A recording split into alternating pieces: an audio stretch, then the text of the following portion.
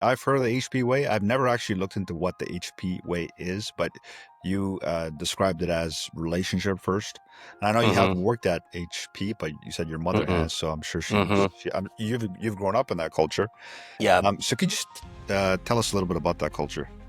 Sure, yeah. So the HP way is very much relationship based first. You know, Hewlett and Packard were always seen among the team members. It wasn't like they were hidden in some office, and they knew people's wives. They would send them flowers on their birthday. They knew people's kids and what they were doing. They had an incredible culture of bringing together the whole workforce and doing rafting trips down the Sacramento River, doing camping trips in the Santa Cruz Hills, shutting down Great America just for HP employees. And, you know, I got to grow up in all of this and I got to see that culture firsthand. It wasn't until much later when I grew up that I got to see some other cultures that are a lot more cutthroat. So, you know, at the end of the day, HP way is really about remembering people's names, having authentic conversations with them, you know, building relationships with them like normal people. And what they found is that when you have a culture that is not just working with each other, but they're like friends and family, they can accomplish a lot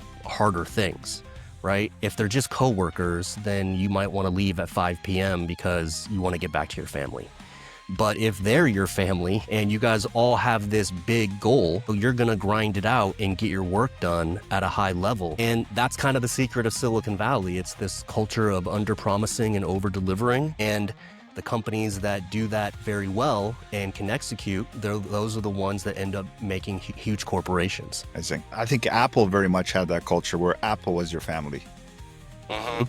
Yep, absolutely. Um, Google, Facebook, I mean, they all copied them.